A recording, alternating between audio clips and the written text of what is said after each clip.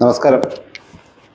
വശ്യകർമ്മങ്ങൾ പലപ്പോഴും ഞാൻ ഉൾപ്പെടെയുള്ള ജ്യോതിഷന്മാർ അല്ലെങ്കിൽ മാന്ത്രികന്മാർ ചെയ്യാൻ മടിക്കുന്നത്, അല്ലെങ്കിൽ പല വശ്യകർമ്മങ്ങളും പരാജയപ്പെടുന്നത്, അല്ലെ പല വശ്യകർമ്മങ്ങൾക്കും നമുക്ക് റിസൾട്ട് കിട്ടാതെ വരുന്നത്, പ്രോപ്പറായിട്ട് റിസൾട്ട് കിട്ടാതെ വരുന്നതിന് ഒരുപാട് കാരണങ്ങളുണ്ട്. ഞാനത് ഒരുപാട് വീഡിയോകളിലൂടെ പറഞ്ഞാണ്. എന്നാൽ ചില ആൾക്കാർ തങ്ങളുടെ വാശി തീർക്കാൻ വേണ്ടി ചില കർമ്മങ്ങൾ, ചില കർമ്മികളെ കൊണ്ട് ചെയ്യിക്കും. കഴിഞ്ഞ ദിവസം എൻ്റെ സുഹൃത്തായ ഒരു മാന്ത്രികൻ, പ്രഗത്ഭനായ ഒരു മാന്ത്രികനുമായിട്ടുള്ള ക്ലാസ്സുകൾക്കിടയിൽ നടന്ന ചർച്ചയിൽ അദ്ദേഹം പറഞ്ഞ ഒന്ന് രണ്ട് കാര്യങ്ങൾ കേട്ടപ്പോൾ ഈ ഒരു വീഡിയോ ഇടാമെന്ന് വിചാരിച്ചു.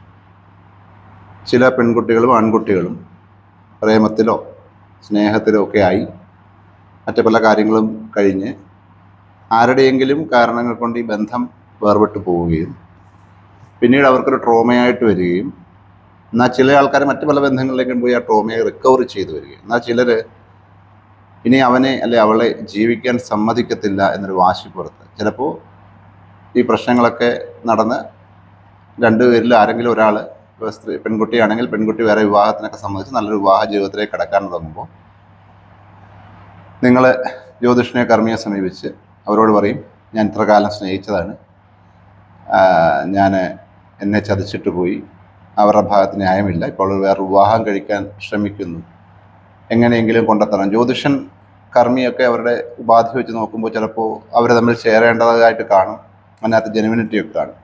അപ്പം നിങ്ങളെപ്പോഴും ഒരു ജ്യോതിഷനോ കർമ്മിയാണെങ്കിൽ ബാക്കി കാര്യങ്ങളോ നോക്കുക, ഇവൻ പറയുന്നത് സത്യമാണോ, ഇതിൻ്റെ ഉദ്ദേശശുദ്ധിയോടെ നോക്കിയിട്ട് ചെയ്യുക. ചിലപ്പോൾ ആ വാശിപ്പുറത്ത് ഒരിക്കലും അവരെ വേണ്ടിയിട്ടൊന്നും ആവില്ല, ഒരു വാശിപ്പുറത്ത് ആ ബന്ധം തകർക്കാൻ വരെ പല ആൾക്കാരും എന്നെ വിളിക്കാറുണ്ട്.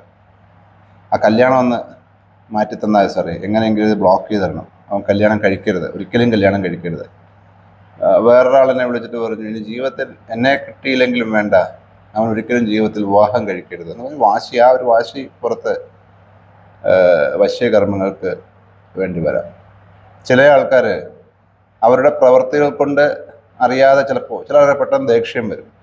പെട്ടെന്ന് ദേഷ്യം വരുന്ന സമയത്ത് എന്തെങ്കിലും ഒന്ന് പറഞ്ഞു പോയത് വെച്ചിട്ട് അതിൽ ചിലപ്പോൾ ചെറുക്കനോ പെണ്ണോ പിന്തിരിഞ്ഞ് പോവുക. കഴിഞ്ഞ ദിവസം എൻ്റെ അടുത്ത് വന്ന ഒരാളിന് അവർ പറഞ്ഞൊരു കള്ളം, അയാൾ പറഞ്ഞൊരു കള്ളമാണ്, ഒരു കള്ളം പറഞ്ഞു. ആ കള്ളം ചുമ്മാ രസത്തിന് വേണ്ടി പറഞ്ഞു, തമാശയ്ക്ക് വേണ്ടി ഒരു നുണ പറഞ്ഞു. അപ്പോൾ അതേക്കുന്ന പെൺകുട്ടി സീരിയസ് ആയിട്ട് എടുത്തു.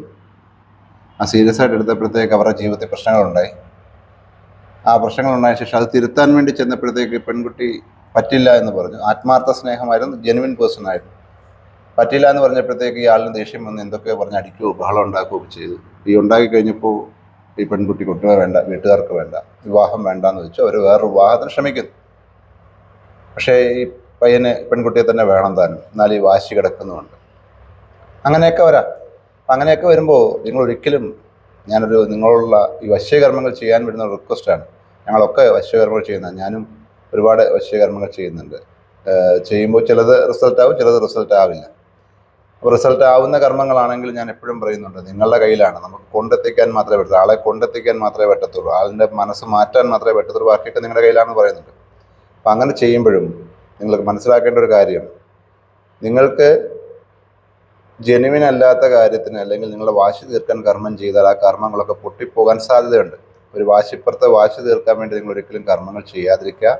വാശി തീർക്കേണ്ടതല്ല കർമ്മങ്ങൾ, നല്ലതിനു വേണ്ടി, നന്മയ്ക്ക് വേണ്ടി മാത്രം കർമ്മങ്ങൾ ചെയ്യുക. വശ്യകർമ്മങ്ങൾ വിജയിക്കും, പക്ഷേ അത് നന്മയ്ക്ക് വേണ്ടി മാത്രമായിരിക്കണം, ദുരുപയോഗം ചെയ്യാതിരിക്കുക. ദൈവികമായ കാര്യമാണ്. വീണ്ടും ഒരു വീഡിയോ ആയിട്ട് വരുന്നവരെ നന്ദി, നമസ്കാരം.